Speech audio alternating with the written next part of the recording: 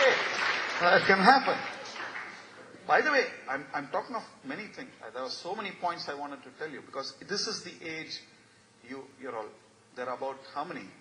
Let's assume 5,000 students on campus. You have about 4,300 boys and 700 girls. Lovely forest, and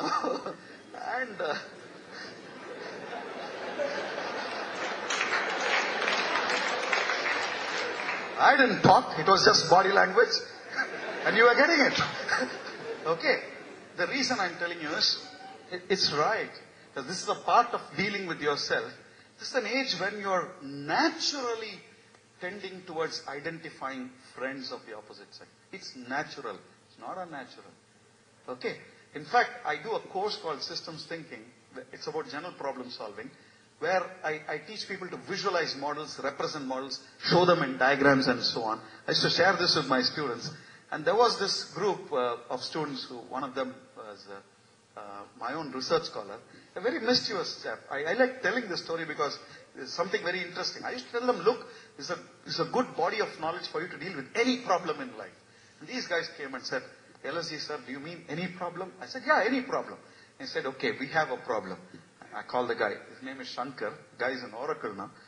Come on and tell me what's the problem. And he said, sir, it's not our problem. It's actually a problem with a friend. This guy was in Kaveri hostel actually. And they were a group of 3-4 people. He said, the problem with our friend is he actually doesn't have a girlfriend. So that's his problem. I said, are you sure that's a problem?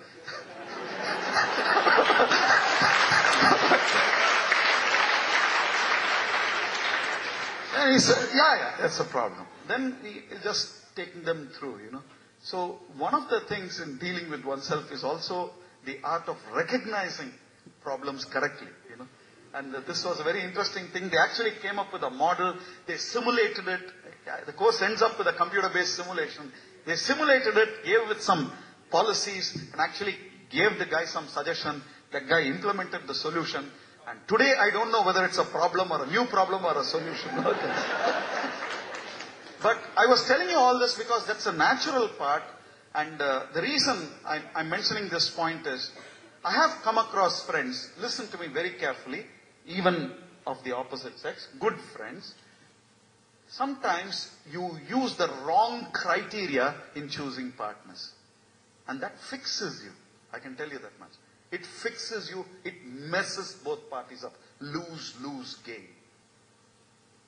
Both parties lose. Why? Because you haven't thought through the right criteria. And one lesson I wish to share with you, please practice this. Anytime I tackle a tough decision in life, I sit alone and write and draw pictures of the problem. Because that's, I find, the best way to deal with a problem in the long run. I don't churn in my mind.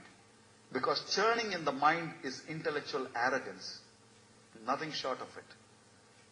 Because it's only when you write and draw pictures of the problem, some clarity comes out. You're able to see certain dimensions you wouldn't have seen otherwise. Tough decisions in life, I write. And I'm alone. And that goes bang on with what Colonel Jayakumar also said. You have to solve your problems. You can take the help of friends, but finally you're facing the bullets. Don't forget that. It's not your friend. Friends can help you this much. But ultimately you have to walk the talk. So it's very important. That's another thing. Please try to practice. Write. Don't bullshit in your mind. It's very easy. That's the easiest thing to do. And also conceit. You can be conceited. I know. And that's the beginning of your problems. The moment you take that kind of a position, I know, that's where you're getting into trouble. So be very careful in dealing with yourself. Because, as the Gita says, you are your best friend and you are your worst enemy. And that is where the whole game starts. Okay? So be very careful. I'm willing to take some questions in case you guys are dumb. Okay? Yeah. How do you know what are the right criteria? Even your answer. For me, long-term peace is my anchor. So I evaluate qualitatively. I may be right or I may be wrong. Can we wait for a minute so that people who want to leave can... Is it okay, please? Yeah. Because this is the second part. So those of you who have other things to do, who wish to leave, I mean, it's okay. Please, perfectly all right. Yeah. So that those who want to sit in, you can come, please come closer also. And we can have a Q&A. I'm at your disposal today. Yeah.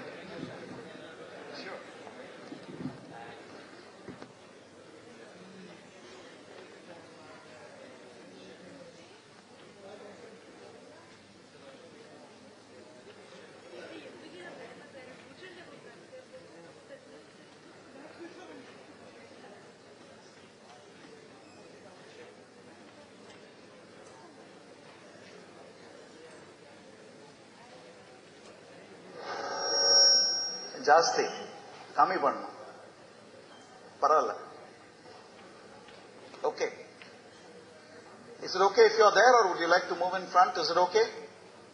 Okay, fine. Your question was, how do you know? By the way, this is a point I've shared earlier in some other fora also. I'm a firm believer in the doctrine that there's nothing like right and wrong. Dharma as a concept is what you do to yourself, okay, ultimately. So, if you're asking the question of right and wrong, even in the most, in the most,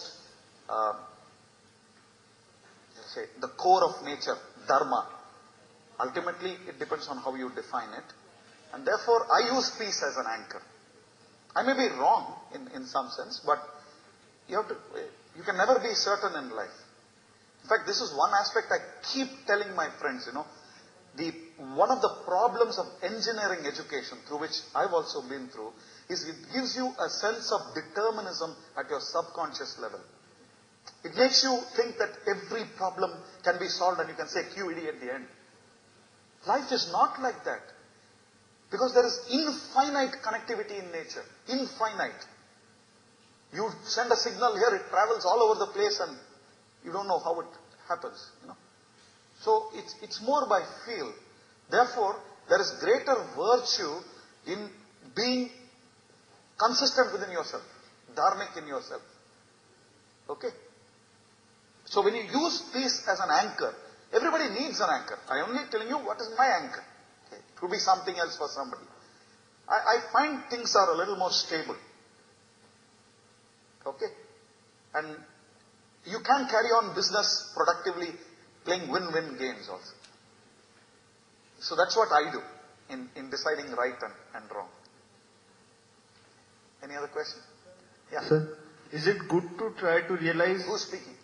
Yeah. Is it good to try to realize one's own capability and stick to it?